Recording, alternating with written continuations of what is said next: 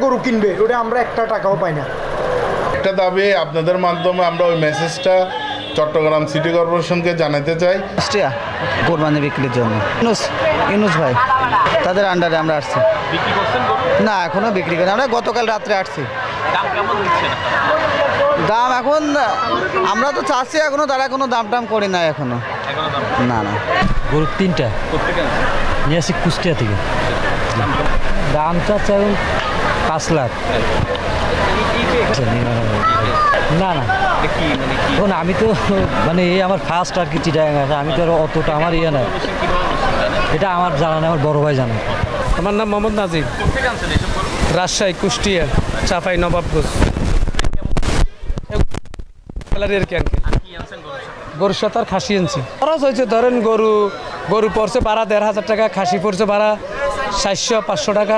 এখানে মনে করেন ডোকা নিচ্ছি 1,80,000 টাকা ভাড়া এই কোরবানির 10 দিনের জন্য। এখন বেচা কিনে হলে আল্লাহ রাতে মনে করেন বাজার বাড়তেও পারে বা কমতেও পারে, ওটার কোনো হিসাব কিতাব এখনো বোঝা যাচ্ছে না। বোঝা যাবে শনিবার রবিবার। ইনপাস করছি, এখন ইনপাসে লাভ হইবে না লস হবে সেটা বোঝা যাবে পরবর্তীতে, এখন তো আর বোঝা যাবে না। এরকম কখনো কেউ জিজ্ঞাসা করে নাই আমাদের থেকে, কখনো আমরা এটা জানিও না। সবাই যেরকম করে আমরাও এরকম করতেছি। এটা আরও ধরেন সাগরিকা বাজার আজকে 20-25 বছরের বাজার। কাজটা কখন ধরতেছেন ওরা নিজেই তো আমাদের খবর নিচ্ছে। স্কারাব বাবুল, আরিফ সাহেব, ওরা তো হাসিল যেটা আছে 1005 টাকা, মানে কি 1 লাখ টাকার গরু কিনলে 5,000 টাকা, 2 লাখ টাকার গরু কিনলে 10,000 টাকা, এটা তুলতেছে ওরা, আমরা তুলতেছি না। এই যে ধরেন আমরা জাহাঙ্গীর সাহেবের মাঠটা নিলাম, ধরেন অ্যামাউন্ট দিয়ে নিছি, তারপর আমরা তারপর লাইটিং খরচ করি, ব্যাপারীদের সাথে আমাদের একটা সম্পর্ক, ওদের থেকে আমরা কিছু টাকা নিই। প্রফিট হইলে এরপরে মোটামুটি গরু আসলে আমাদের প্রফিট হয়, আর গরু না আসলে একটু লস হয়, এরকম। হাসিলের টেবিলে আমাদের কিছু নাই, মানে ক্রেতারা যেটা গরু কিনবে ওটা আমরা একটা টাকাও পাই না, 10 পয়সাও পাই না। আমরা 10টা পয়সাও পাই না। আমাদের এখানে প্রায় 40-45 হাজার গরু থাকবে। আমাদের পুরো বাজারটা সিসি ক্যামেরার নিয়ন্ত্রণে আছে। তারপরে 24 ঘন্টা আমাদের নিজস্ব স্বেচ্ছাসেবক লোক কাজ করবে, 24 ঘন্টা পুলিশ প্রশাসন বাইরে থাকবে, তারপরে ওয়াচ টাওয়ার আছে। আর আমাদের সার্বিক আমরা ব্যাপারী ভাইদেরকে, ক্রেতা ভাইদেরকে নিরাপত্তা দিব।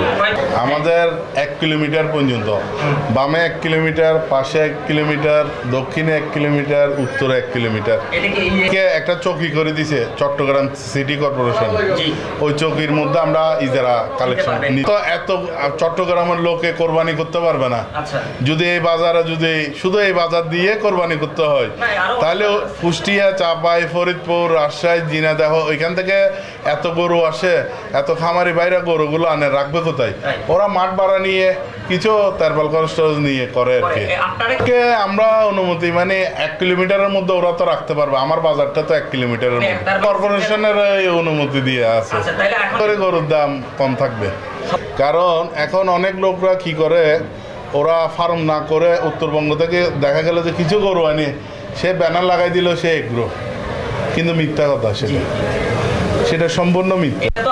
ক্ষতিগ্রস্ত হচ্ছে, রাজস্ব বঞ্চিত হচ্ছে। আমরা 12 ঘন্টার মধ্যে টাকা পরিশোধ করে দিছি, একদিন সময় নিয়ে ওই সময়ের মধ্যে টাকা দিয়ে দিছি। আচ্ছা, তাহলে এখন আপনারা নিজেরাও কিন্তু এটার ব্যাপারে উদ্বিগ্ন যে এই বাজারকে এখন আমরা দেখলাম যে অন্যান্য এটার চেয়েও আমাদের একটা দাবি, আপনাদের মাধ্যমে আমরা ওই মেসেজটা চট্টগ্রাম সিটি কর্পোরেশনকে জানাতে চাই, যেগুলো অবৈধ যেগুলো হাট বসতেছে, ওই হাটগুলো ভাঙার জন্য আপনাদের মাধ্যমে এই মেসেজটা দিচ্ছি।